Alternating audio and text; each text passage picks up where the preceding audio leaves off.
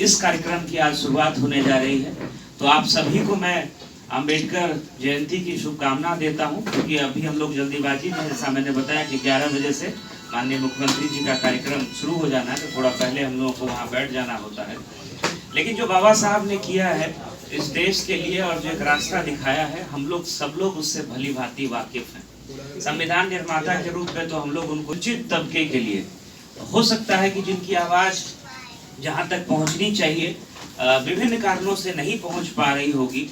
उन आवाजों को बाबा साहब ने उस स्तर तक पहुंचाने का काम किया और खुद पढ़ाई लिखाई करके उस परिस्थिति में, और आज से पहले का समय आप सोच लीजिए उस जमाने में,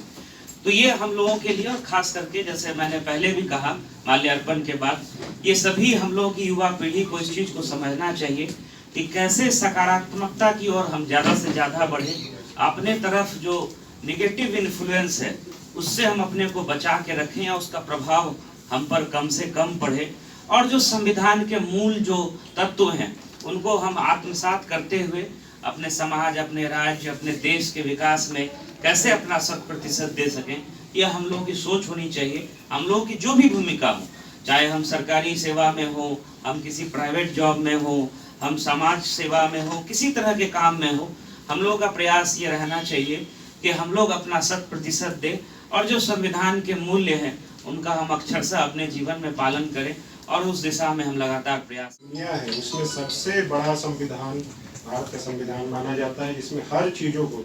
1950 के टाइम पे 1950 में ये जो हुआ संविधान, हम लोगों ने उसको ये कॉन्स्टिट्यूशन में उसको पास किया,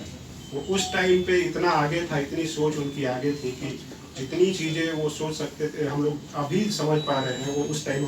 बाबा भीमराव अम्बेडकर समझ करके और कॉन्स्टिट्यूशन में उस चीज़ों को तत्वों को लाया। जैसे इक्वालिटी है, सभी तबके के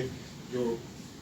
समाज के सभी तबके हैं उनको कैसे इक्वालिटी देना है, इक्विटी करना है, इन सब चीज़ों को वो भारत के संविधान में लाया। उसी तरीके से आप देखिएगा कि सभी लोगों को